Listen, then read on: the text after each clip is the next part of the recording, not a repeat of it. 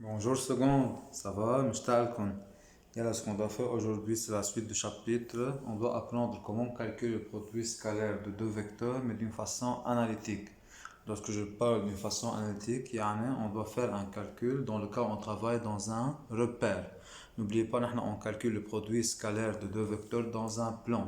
Or, on peut repérer tout point dans un plan, dans un repère. Même on peut repérer un vecteur dans un repère par ses coordonnées.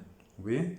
Donc, on doit apprendre alors une formule qui est très simple pour calculer analytiquement le produit scalaire, mais cette formule s'applique juste dans un repère orthonormal. C'est pour cela que j'ai écrit le produit scalaire de deux vecteurs, mais dans un repère orthonormal. Il faut que la base soit formée de deux vecteurs orthogonaux et de même module. Ok? Et on prend alors de même module, de module 1, c'est-à-dire. Alors, comment on calcule le produit scalaire de deux vecteurs dans un repère orthonormal? Supposons qu'on connaît les coordonnées des deux vecteurs. Le produit scalaire n'est autre alors que طلع x' c'est-à-dire on multiplie les abscisses. Donc, c'est x' plus y', la somme alors du produit des abscisses et du produit des ordonnées. Tout simplement, c'est une formule qui est très simple. Ok? D'habitude, pour calculer le produit scalaire, on pense à la formule géométrique module fois cosinus de l'angle. Et pour trouver l'angle, il faut tracer le vecteur de même origine. Sinon, on va travailler dans un triangle connaissant les mesures de ce côté. Sinon, on projette un vecteur sur l'autre. Ok? Donc, cette fois, si on travaille analytiquement, il suffit de connaître les coordonnées des vecteurs pour calculer alors le produit scalaire. Donc, on fait une application. Donc, on travaille dans un repère qui est orthonormal. Donc, regardez, la base est formée de deux vecteurs orthogonaux de même module 1. On donne les points A, B et C. Donc, A de coordonnées 2, 3, B de coordonnées moins 1, 2 et C de coordonnées 3, 0. Première question, calculer AB scalaire AC. Donc, je vous rappelle, pour calculer, même je commence par calculer CB scalaire BA. Donc, pour calculer le produit scalaire d'une façon analytique, il suffit de connaître les coordonnées des vecteurs dans un repère orthonormé. Ok? Donc, il n'y a pas alors la condition, il faut que le vecteur soit de même origine. On n'a pas aucune condition, juste il suffit de connaître les coordonnées des vecteurs. Donc là, pour calculer les coordonnées, pour calculer le produit scalaire CB scalaire BA, on ne dit pas les vecteurs sont consécutifs, on ne dit pas on doit faire apparaître une même origine, ok? On ne travaille pas géométriquement, il suffit de connaître les coordonnées de chaque vecteur, donc on passe à calculer les coordonnées du vecteur CB en appliquant la formule x de b moins x de c, y de b moins y de c. Donc, x de b moins x de c, ça nous donne alors moins 1 moins 3, c moins 4, y de b moins y de c, 2 moins 0, c'est 2. On passe à calculer maintenant les coordonnées du vecteur BA. Donc, x de A moins x de B n'est autre que l'abscisse, y de A moins y de B n'est autre que l'ordonnée du vecteur. On trouve alors x de A c'est 2, moins x de B moins 1, donc 2 moins 1, ça nous donne 3, et 3 moins 2, ça nous donne 1. Voilà, tout simplement, on calcule le produit scalaire. On trouve alors CB scalaire BA. On note la formule x plus y y'. Ça nous donne alors moins 4 fois 3 plus 2 fois 1. La réponse finale, moins 12 plus 2, c'est moins 10. Et n'oubliez pas, on n'a pas une unité pour la réponse. C'est un nombre, ok? 100 unités. Donc voilà, alors regardez une méthode qui est très simple pour calculer le produit scalaire. On a calculé alors CB scalaire BA. Ok? Halla. Deuxième question, calculer AB scalaire AC, quand même d'une façon analytique, car on connaît les coordonnées des points, donc on peut calculer alors les coordonnées donc des vecteurs. Donc on commence par calculer les coordonnées du vecteur AB. Donc, les coordonnées du vecteur AB, on applique la formule x de b moins x de a, y de b moins y de a. Si on doit être plus rapide, on connaît déjà les coordonnées du vecteur BA. Donc, vous pouvez écrire que le vecteur AB c'est moins le vecteur BA. Donc, les coordonnées du vecteur AB sont les opposés des coordonnées du vecteur BA. Alors, on doit avoir rapidement moins 3 et moins 1. Sinon, vous appliquez la formule. Alors, on calcule les coordonnées du vecteur AC. On applique la formule x de C moins x de A, y de C moins y de A. Donc, x de C c'est 3, moins x de A c'est 2. 3 moins 2 nous donne 1. Et là, 0 moins 3 nous donne moins 3. Calculons alors AB scalaire AC.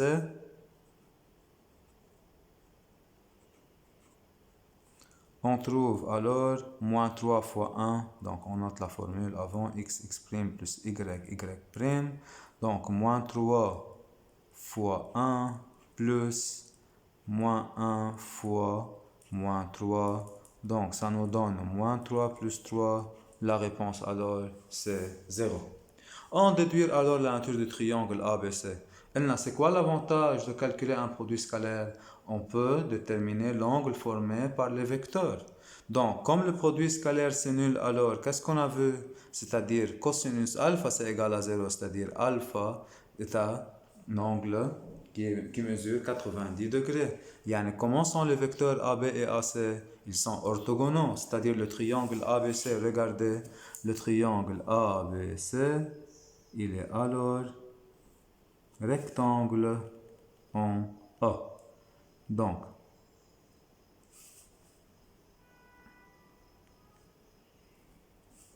qu'est-ce qu'on a démontré alors? Comme AB scalaire AC c'est égal à 0, donc l'angle A est un angle droit.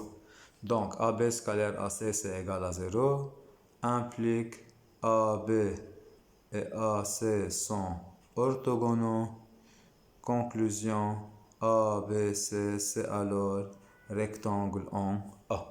Donc, je vous rappelle, l'avantage du produit scalaire, c'est à partir du produit scalaire, on peut calculer l'angle formé par deux vecteurs.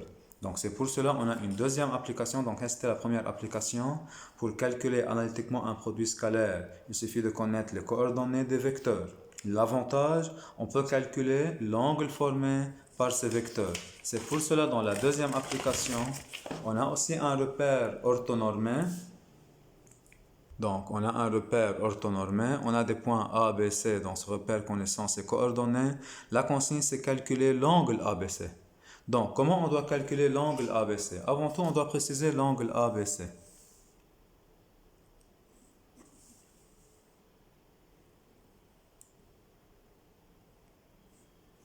Donc, voilà l'angle ABC qu'on doit le calculer.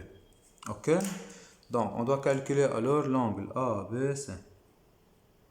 Comment on doit faire ce calcul? D'habitude, pour calculer un angle, donc on souhaite travailler dans un triangle rectangle pour calculer le cosinus de l'angle. Cette fois, qu'est-ce qu'on doit faire? On peut calculer l'angle formé par n'importe quel deux vecteurs à partir du produit scalaire.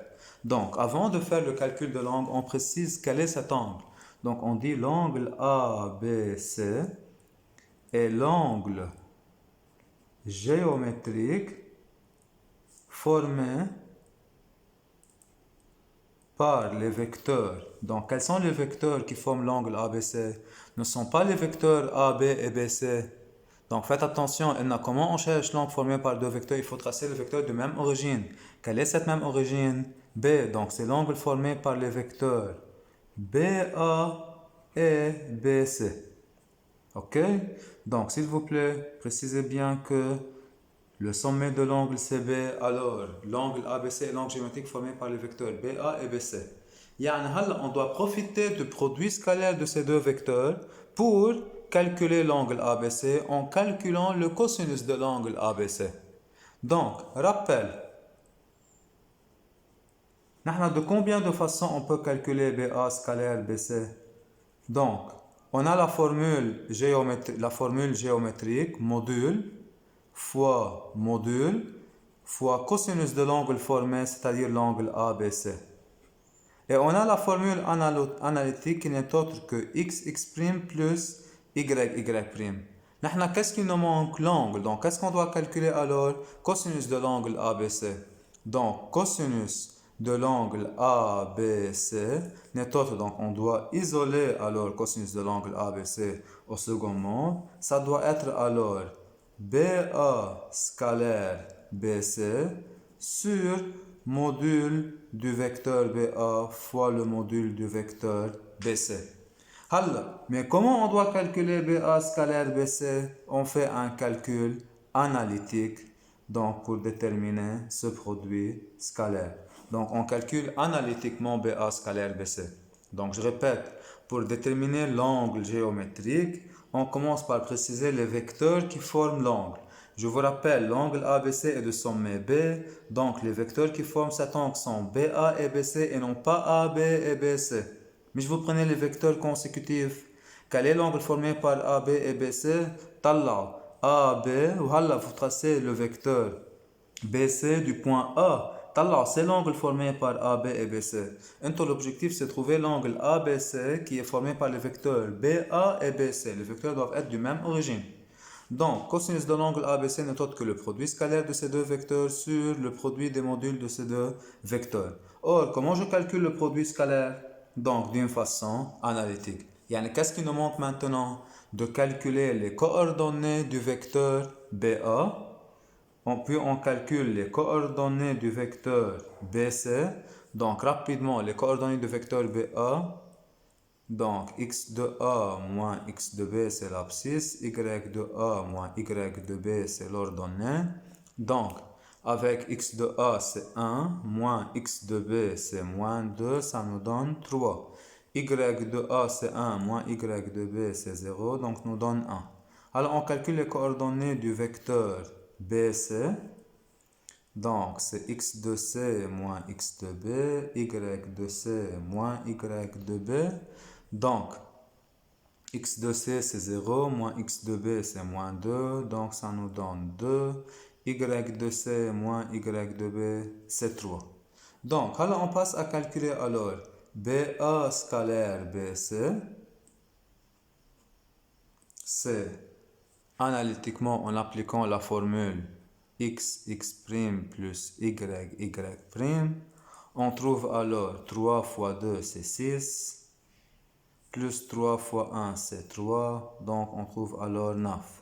Qu'est-ce qu'il nous manque pour calculer le cosinus de l'angle, autre que le produit scalaire, les modules? Donc, on passe à calculer alors BA. Comment on calcule BA? On a déjà vu la formule dans un repère orthonormal. BA n'est autre que racine carrée de x de A moins x de B au carré, le tout au carré, plus y de A moins y de B, le tout au carré, ou bien tout simplement x du vecteur BA au carré plus y du vecteur BA au carré, ce qu'on a déjà calculé. Donc, c'est racine carrée de 9 plus 1, c'est racine carrée de 10. Alors, on passe à calculer BC n'est autre que racine carrée. Vous connaissez la formule x de C moins x de B le tout au carré plus y de C moins y de B le tout au carré.